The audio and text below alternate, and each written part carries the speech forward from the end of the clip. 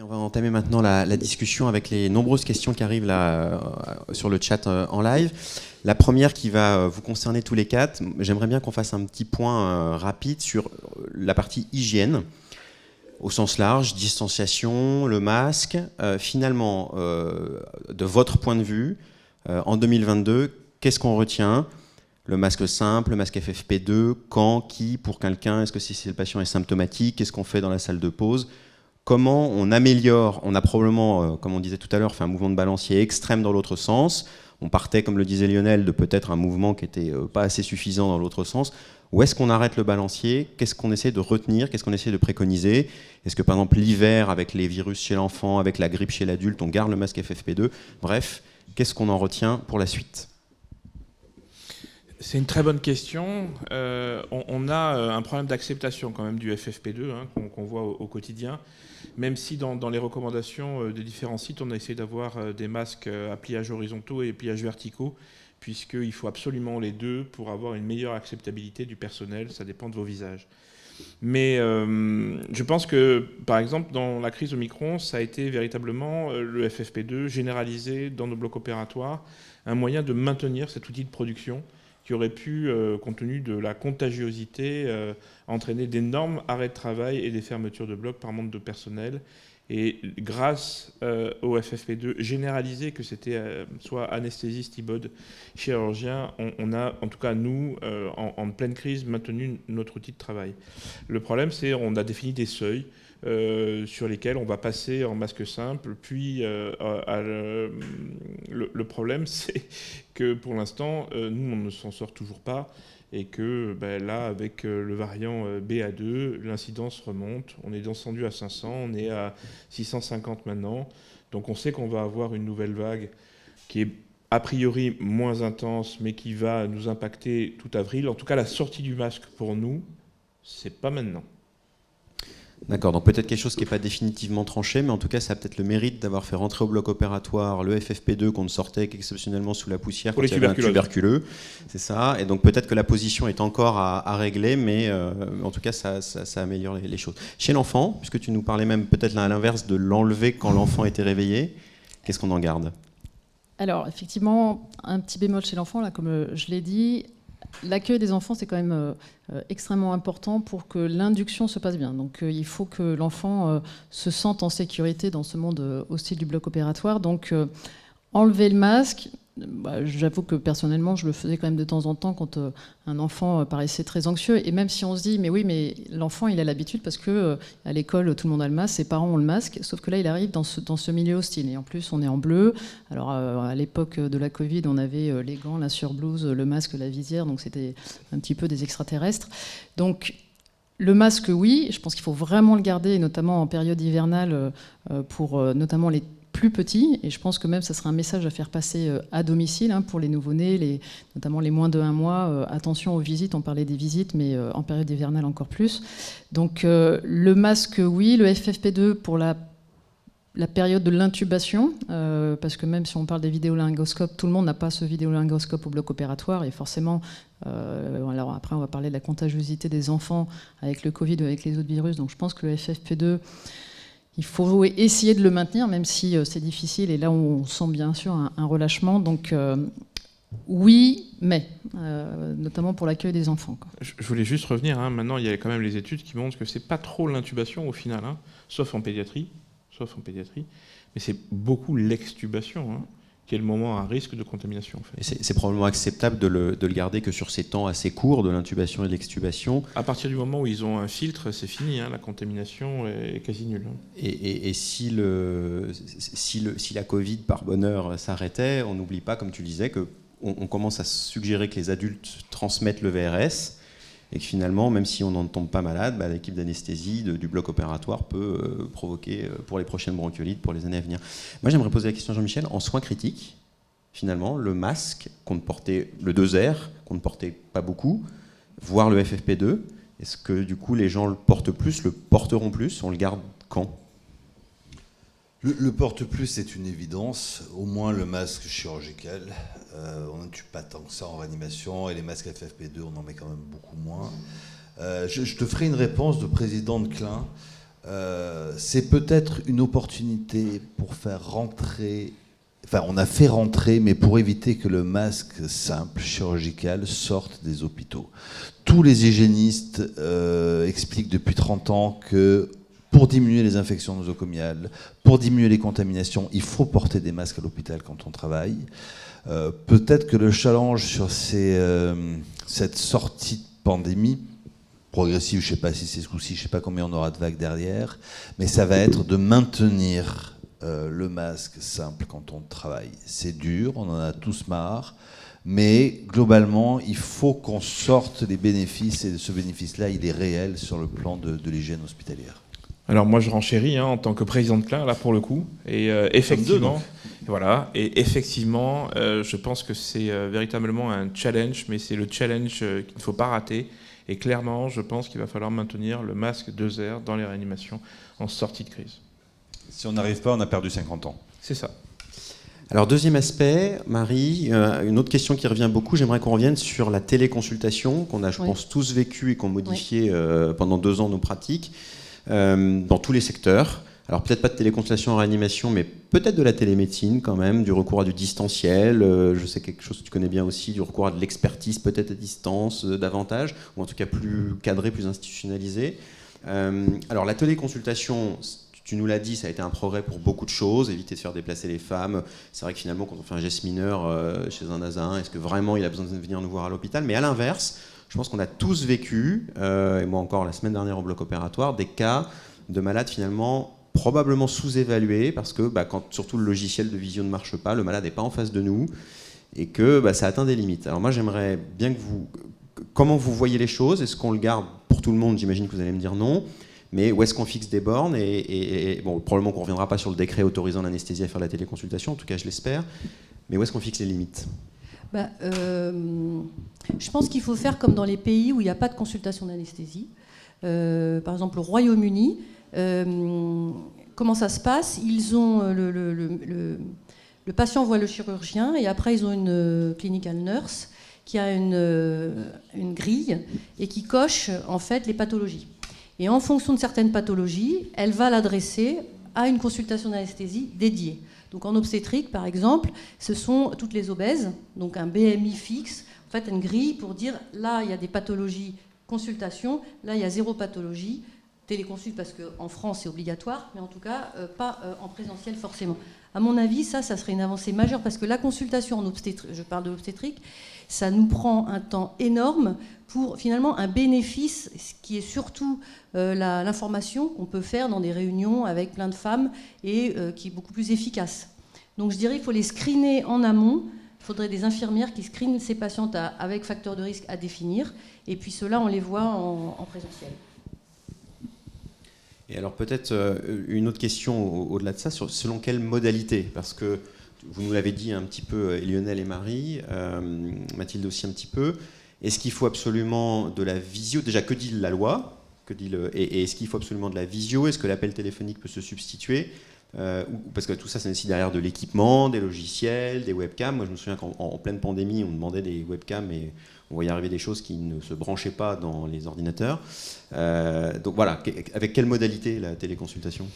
Alors, il y a eu un gap quand même très important sur l'équipement. Enfin, je ne sais pas, en tout cas, chez nous, on a eu un équipement pour la téléconsultation. On a un logiciel qui est sécurisé, qui est différent de Zoom, etc., pour pouvoir faire de la téléconsultation. Et notre DPI, c'est-à-dire qu'on a un dossier informatisé, je pense que c'est l'élément indispensable, on en a parlé tout à l'heure. Il faut absolument avoir un dossier informatisé où tout est centralisé. On ne peut pas partir à l'aveugle sur une téléconsultation sans un dossier, parce qu'il faut la préparer, en fait, la téléconsultation. Souvent, le patient a été vu par le chirurgien au préalable. Donc nous, on a 2 aspects dans la téléconsultation. On a un aspect visio, mais qui est vraiment utilisé au pic des crises, d'accord, et qui est un tout petit peu moins utilisé entre les crises. Et on a l'aspect téléphonique. Alors normalement, il faut faire de la visio. L'aspect téléphonique, en fait, c'est quand on veut réactualiser des consultations qui sont déjà faites. Souvent, on faisait revenir les gens pour rien.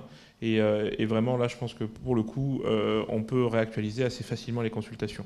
Mais les maîtres mots, c'est un DPI pour préparer sa consultation et de la visio parce que souvent on peut avoir des sacrées surprises lorsque la caméra s'allume.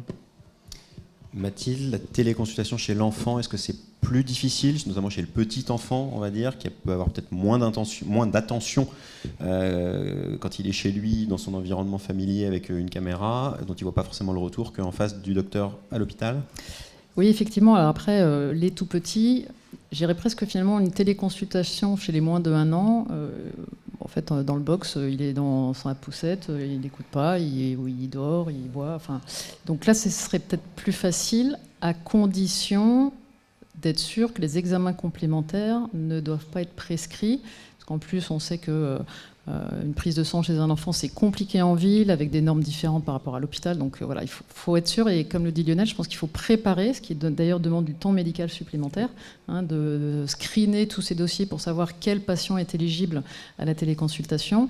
Donc en pédiatrie, je pense qu'il va y avoir un facteur âge qui va rentrer en compte, aussi un facteur antécédent d'hospitalisation. C'est vrai que les enfants multi-hospitalisés, lorsqu'ils en ont marre de venir à l'hôpital, la téléconsultation, c'est vraiment super pour eux. Ils connaissent déjà un petit peu, ils ont eu des informations de l'anesthésie. Donc voilà, après le matériel, effectivement, régulièrement, ça on a tous vu, la visio qui se coupe, on l'a par téléphone. La consultation en pédiatrie par téléphone, c'est compliqué. Pour parler à l'enfant au téléphone, c'est compliqué. Donc on voit tous que ça nécessite un peu d'investissement en temps et en énergie au départ pour en gagner après. Et pour finir sur ce sujet, j'ai une question pour Jean-Michel, pas tellement sur la consultation pour le coup, mais au-delà de ça, finalement sur la télémédecine, on a vu flamber vraiment, mais de façon exponentielle, voire pire, le distanciel dans toutes nos activités, que ce soit nos activités même de discussion quand on découvrait un peu ce que c'était cette maladie, sur l'organisation des préconisations, des référentiels, la conduite des études. Beaucoup de services ont participé à des essais cliniques et on s'est mis à faire finalement tout en distanciel, les mises en place, les monitorings. On garde ou on garde pas ça ? On va en garder. J'espère qu'on ne gardera pas tout. Je sais pas vous, mais moi j'en peux plus de parler à mon ordinateur. J'ai l'impression d'être un schizophrène qui passe ses journées et une partie de ses nuits à discuter avec son écran. Non, plaisanterie mise à part, ça a fait progresser sur plein de choses en termes de gestion. Ça a ouvert plein de pistes. Ça a un côté totalement délétère parce que je pense qu'on a notamment sur les formations, il y a quand même des données qui montrent que c'est un peu moins efficient. Qu'il y a un peu moins d'échanges, mais on a progressé, donc il faudra garder.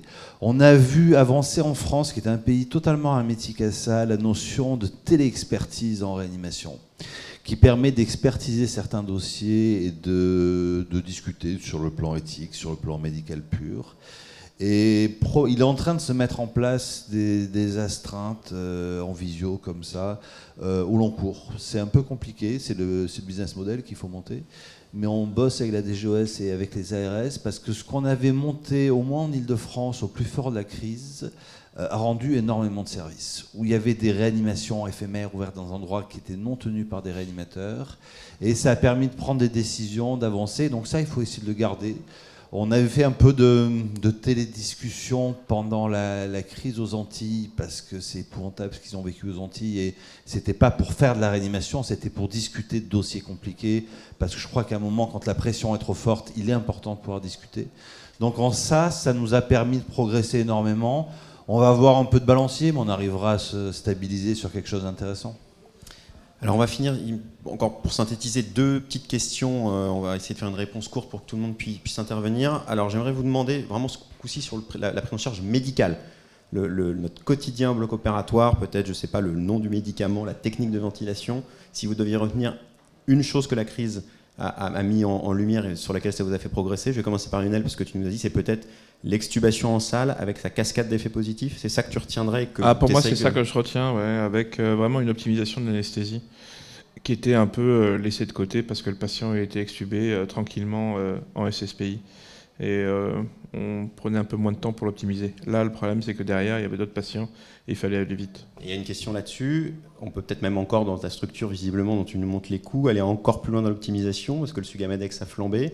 Donc ça a permis de faire des décurarisations d'extubés en salle, ce qui est bénéfique. Peut-être derrière encore d'anticiper un peu plus et d'essayer de se passer de Sugamadex quand c'est possible. Alors, qu'on soit bien clair, hein, c'est pas parce qu'on utilise l'Esméron qu'on va forcément utiliser le Sugamadex. Mais le coût d'une ampoule de Sugamadex est tel que même si tu antagonises un quart de tes curarisations à l'Esméron, tu vois une explosion des budgets. D'accord ? Mathilde, une pratique médicale en pédiatrie qui a progressé et qu'on garde? Alors je dirais, je pense, c'est le matériel, avec l'accès aux vidéolaryngoscopes. Ça commençait à venir un petit peu avec quelques petites données, et puis finalement, ça y est, on a eu accès, on a eu le matériel, et je pense que c'est cette piste-là qu'on va garder. Jean-Michel, en réanimation, la sédation? Non, clairement, hélas non, je dirais, notamment parce qu'on a eu des ruptures, je dirais ventilation, oxygénation. On a fait de vrais progrès et je pense qu'on s'est tous rendu compte que c'était un peu plus compliqué que d'allumer le bouton on du ventilateur. Et quand on arrivait à s'en passer, ça rendait des services. Donc je crois qu'on aura bien progressé là-dessus. Et pour l'anesthésiste en obstétrique? On n'a pas tellement modifié nos pratiques parce qu'il n'y a pas tellement de marge de manœuvre. C'est de la LR 90% du temps. Moi, vraiment, c'est la téléconsulte. Vraiment, je pense qu'il faut absolument qu'on arrive à passer à une majorité téléconsulte parce que c'est la population qui s'y prête. Dernière question pour conclure. Je pense qu'on ne peut pas ne pas évoquer quand même ce que la Covid a changé dans notre façon de faire ou de lire la science. Qu'est-ce qu'on en retient? Il y a eu du bien, il y a eu du très bien, il y a eu du très mal. Qu'est-ce qu'on en retire? Est-ce qu'il faut assouplir un peu certaines règles?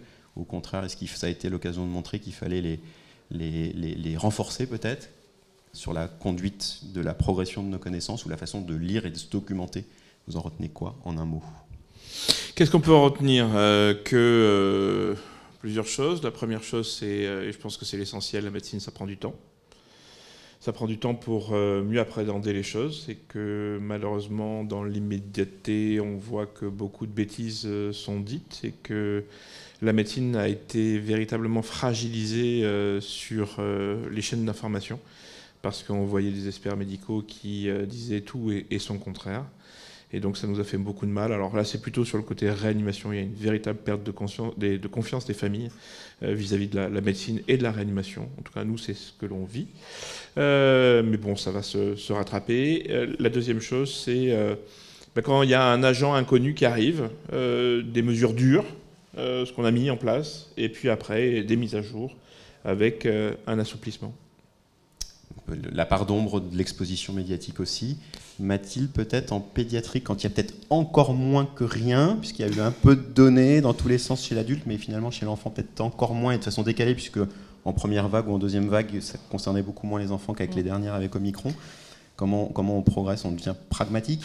Alors, je dirais déjà, je répète ma phrase du début, c'est l'enfant n'est pas un petit adulte, donc il faut se dire que la population pédiatrique est vraiment à part. À nous, anesthésistes réanimateurs pédiatriques, de prouver ça avec des données et puis essayer d'avoir une réactivité qui est difficile à voir mais important justement pour essayer d'avoir ces données pédiatriques. Je pense qu'il faut pas trop de relâchement justement dans ces c'est un acte très pragmatique dans l'urgence et quand même à valider par des données. Donc voilà.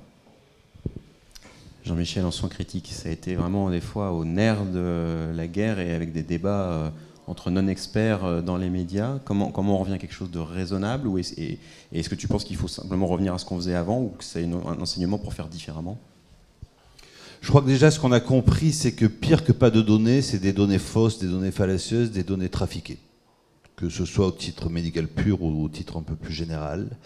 Après, si j'avais envie de retenir quelque chose d'un peu positif, c'est qu'en communiquant, on arrive à gommer les erreurs et qu'il faut travailler ensemble parce que les rares progrès à peu près corrects que nous ayons eus pendant cette crise viennent de réseaux de recherche, qu'ils soient français, surtout anglais. Et si ça peut nous permettre de sortir du chacun pour soi et de les notions pour travailler bien, il faut travailler en réseau, ça aura servi à quelque chose. Pour conclure, Marie, ta vision de la pratique de la science dans ce contexte? Oui, moi je trouve que, on va voir, il va y avoir le taux de mortalité, quand on fait il va y avoir un fort taux de mortalité de femmes enceintes liées au Covid, ça va sortir, là, il y a des dossiers qui remontent. Je pense qu'il faut qu'on se prépare, nous, à réanimation et femmes enceintes, puisque c'était avant assez rare, c'est devenu assez fréquent pendant la pandémie, et clairement on est je pense, on connaît moins bien évidemment que la péridurale. Donc vraiment s'informer et faire les anesthésistes en obstétrique doivent connaître la réanimation chez la femme enceinte. Écoutez, merci à tous d'avoir participé. En conclusion, on pourrait dire que, alors qu'on sort de 2 ans de crise qui nous ont, on peut le dire, je pense, un peu tous épuisés, physiquement, moralement, eh bien, on a réussi à dégager ensemble là, et on pourrait probablement même encore continuer, des choses très positives de tout ça. Et ça, c'est quand même un bel enseignement. Merci à tous de nous avoir suivis, d'avoir posé vos questions, et bonne suite de e-congrès.